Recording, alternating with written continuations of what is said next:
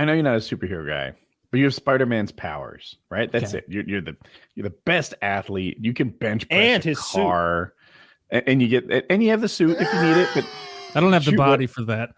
Pew do. Then you just get his powers, which is super Yeah. strength and just unexplainable agility, athletic ability, dexterity, etc. Okay. What do you do with this power? Do I have does Spider-Man have web power, or is that a machine? It actually varies by Spider-Man. For the purpose of this, you have web power. Okay.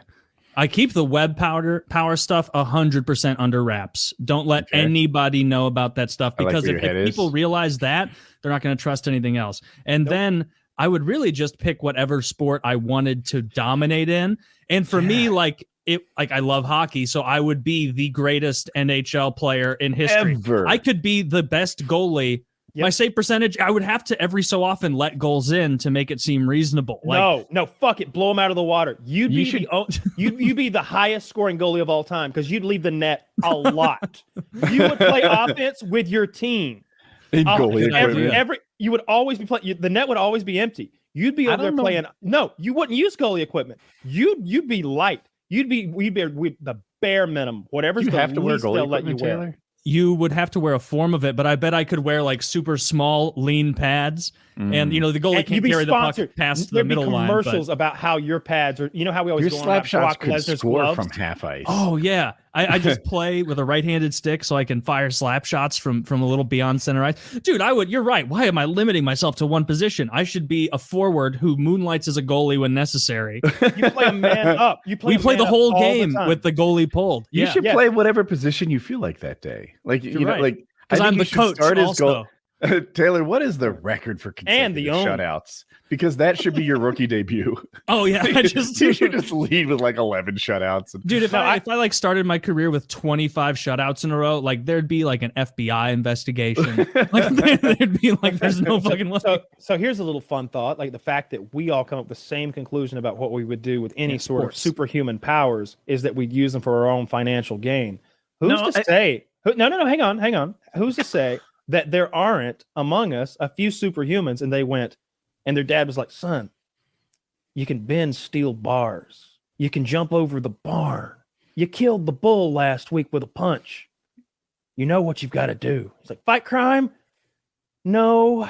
You're starting safety Finish for the college. Chicago or for the Cleveland Browns. Yeah. You're going to ball, son. You're going to ball hard. What's your favorite sport? What's your favorite position? Anything. Pick it. Just whatever you want to know. The best home run dinger swinger ever? Soccer or basketball? Baseball. You might be right about basketball, because they get the shoe endorsements. Yeah, because baseball players get the contracts. Soccer, tennis players make so much fucking money. Those top, Nadal. Spider-Man would be so good at tennis. You can do tremendous at tennis. You can play one, and they have. I like the idea of being a wide receiver and having really sticky hands, catching balls that are 6 inches out of reach and just bringing them back. You'd get caught. They'd slow-mo and draw a yellow highlighter around the You're 100% right. I would get caught. I don't know. It came to me. They already let you basically put glue on your hands. Like those gloves that they're using are so designed to stick. They wouldn't stick to a table if you stuck them on there, or they don't stick to you, but they're designed to stick to those balls. I watched a whole thing about it the other day, about how they used to use that crazy stick 'em or something. Mm-hmm. They showed those pictures, black and white pictures of football players on the sidelines, and they're covered with this cartoon-like glue. Used to get all over the uniforms. Yeah, they're covered in it. The whole reason they outlawed it wasn't, hey, it's not fair, you're making too many catches. It was you look absurd. Everything's sticky. You gotta stop. Like those baseballs from 120 years ago, where they're just jet black because they have so much tobacco spit rubbed into them, and yeah, oh. Yeah, those disgusting spitballs. Yeah, sports have changed a lot, I guess, over the years. We were just saying before the show that my version of 4v4 basketball should be implemented. It would just be a better sport, and where they had knives. 5 is too many. Yeah, and knives. Yeah, 4v4 knives. They need to either make basketball 4v4, or make the court bigger to force people to have to actually run. I've wondered if making them nets higher would be good, right? Nets higher, court bigger. But that make dunking really impressive. It would make smaller. dunking make it smaller impressive too. Make the three harder. There's something to be said for watching them do like ridiculous, making it look easy, doing the ridiculous athletic stuff that they wouldn't pull off on a high. Let me ask you this: is there a guy in every game who can make plays like that look easy? I think the answer is yes. There's one on every team, right? A couple. So is it really that special? Like, wouldn't it be cool if there was like 3 guys in the fucking world who could dunk and make it look slick? Be like, oh shit, here he comes. It would look like the 50s game. There's not a guy out there who can't dunk.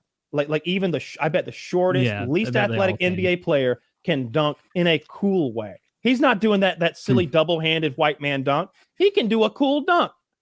So I'm saying it's not impressive anymore. I don't care that you can dunk. I can dunk on the fucking 8-foot goal in my backyard, dude. Like maybe I can't spin, but I'm not getting paid to watch either. like, get the fuck out of here. I'm not impressed. Put that thing up 12.5 feet tall. Make that court 25% bigger in every dimension. And now let's play. Let's see what you can do. And make the goal, whatever you call it, the rim smaller. Make the ball barely fit. Make it hard as fuck to sink a Grab three. it from a carnival. Make goaltending. Don't make it impossible, but make it hard. You know what I think? Easy. I think goaltending should be legal for your own team. I think that would lead to some fun plays. Like if I could just put it. So right now, if the ball's on the downward trajectory, you can't touch it. And if the ball's in the cylinder, I think I have my rules right. If the ball's in the cylinder that the rim creates, like an imaginary cylinder, you can't touch it in there. It has to like bounce out of it for you to get it, or it has to be in the upward trajectory. I understand. I think it'd be cool if same team could touch it on the downward trajectory. Then it would be all kinds of like alley oops, assists, ollie oops, like, you know, wacky sort of teamwork plays that would be fun to see. I bet it breaks the game with people that athletic. I bet again, if a bunch of us are out and like that's the new rule, it's like, oh, it's a silly version. It's a lot more fun and exciting. But I bet when you take those super athletes who do it for a living and get paid $50 million a year or whatever to do it, they find a way to make that break the fucking game in a way that like can't let's watch say anymore. I shoot a 3-point shot. Now you're athletic guy under the net. You get to decide whether you want to see if my 3 falls or turn it into a 2 by touching it yourself. And I wonder, like, we start moneyballing that and seeing how this game develops. Interesting. I'm just gonna keep my white stupid ideas to myself and watch MMA because that's what I should do. Never say that, Kyle. Let those stupid ideas fly. I love it. And you know what? What's funny is like people will leave comments mad about like talking about basketball like this. The Taylor doesn't know anything about that sport. That's true. No. That's a fact. I don't know anything about basketball. I'm just trying to give you a way to make your sport interesting enough that I would care to learn. Like your sport fucking blows. Like it's just the most. Here's how I know your sport blows. What's the percentage? Like every time you go down the court, how often is it a score versus the defense making a save? I'll call it. You know, like how often is the offense successful when they go down the court? More often 42%. Really? Like they score. The defense wins more than they lose in basketball. That sounds right. Well, no, I'm going by shooting percentages, and I'm not counting offensive rebounds and such. Maybe it's higher than that. Yeah, with offensive rebounds, it's got. I would guess that it's 75+% of the time.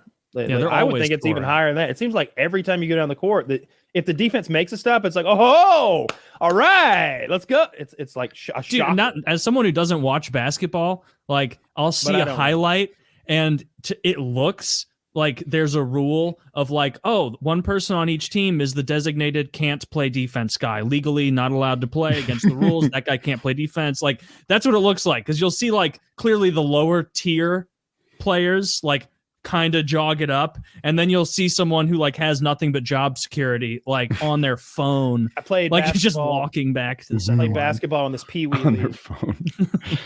And I remember playing Pee-wee basketball, and then the guy boop, boop, blew the whistle. I had the ball. I was trying to go score. I was like, what is it? Game stopped. He's traveling. You took 2.5 or 3 steps or something without bouncing the ball.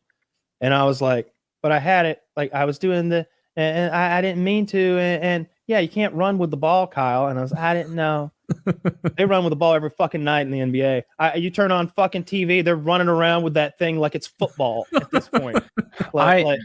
I'm not an expert on this, but I saw a YouTube video that really demonstrated how traveling works, and it has changed, like Kyle said. In the 50s, all those players super unathletic, they're dribbling like an elementary school kid, right? Well, that was the rule. You could only touch the top of the ball. You couldn't do this like hold it from the bottom, carry side to side stuff. And I don't know if they changed the rules or changed the enforcement of the rules, but now the kind of handles that a basketball player is allowed to have and how he holds it from the side, and you can just do a lot more with the ball than you could in the 50s. So obviously there's super athletes, maybe the best athletes in ball's sports. Too small as well. The ball needs to be bigger. But so they're better athletes, but also the enforcement's different, and that's part of why basketball's gotten so flashy. That's the other thing I would do. Instead of making the rim smaller, I would make the ball bigger. That's what needs to be done. The ball's way too small. Make it heavier. Like when you're a kid trying to play ball and you're trying to like just do some of the things that you can do when you can hold the ball with one hand. Like if you ever watch somebody like they've like got it like put out over here, they're holding the goddamn ball and they're like analyzing the defense real quick. And like it's a tennis ball. Yeah, they're all right. Well, the ball's over here, fucker. You stay over there. I have nothing to think about because all your buddies are over there. All right, I figured this out, and the ball's here, and here we go. Like now I've got a plan. Like, fuck that. Fuck being able to do that, dude. Yeah, I can't do that even. Clearly, the ball's too fucking small for your gigantic mitts. Like, it should be such a big ball that it's hazardous. And heavy. No, you're right. I'm sorry. I went too far. There should be knockouts every game. There should be you know what? Add fighting. See if that pans out. I'm just trying to find a way. Not even fighting, just checking. Make the sport interesting to me. But if it just seems awful to me. I don't get it. I try to watch. I've watched some NFL recently, and I've gotten more into that because that's like cool to watch. It's fun. I think it's a much better sport. I don't like NFL players. Downtime. I don't mind that. Oh, I do mind that. I get that's what I hated most about playing for an hour, but you're there for 3. In middle school, like I only played football for 2 years in middle school, and it was up there with baseball as far as like the most boring sport to be playing, because it was, I'm running out for a pass. I'm not going to get a pass because I'm 13, and so it's like everything felt like a drill. Like it's like, oh, you just get to rehearse this again. Either. And then you get to come back and get in the huddle, and then the QB is going to go, we're going to hand it to the fast kid again. Dude, run out again. And it's like, this sucks. This is not fun. Like, I don't even feel like I'm part of the team. I don't feel like I'm helping half the time. In football, how long do you think they play? Like, I know the clock is 60 minutes. Oh, dude, I bet 15 minutes. That's not a bad guess. I feel like they run a 6-second play, and then they wait a minute before the next play, and the clock's just running and running. Yeah. And 15 minutes is a good bet. I bet about 15 minutes. Like, what is it? How many? I don't even know. How long are the quarters in football? 15 minutes? 4 15-minute quarters, yeah. 4 15 minutes? Okay. And then, yeah, it's got to be around 15 minutes. Because every time I see football, like at a friend's house, all the time is going away, like in between plays, seemingly. Have you played soccer as an adult? No, I feel like that'd be embarrassing. Oh my gosh. Like this isn't even recent. Like I'm 49. So this is probably 20 years ago I played soccer. and I'm like, good God, like how much cardio does this fucking game take? And there's nowhere to hide. Ball goes that way, you got to run that way. Ball goes that way, you got to run that way. You can't coast on your skates across the ice. You like just take 4 good strides and be like, I'll get there when I get there. That doesn't exist in soccer. You have to earn every goddamn step. And everybody else is in great shape. Yes. And so like you have to, soccer is like, I would rather watch soccer than probably football or basketball. Like the flow of the game I like more. Like it's always kind of active.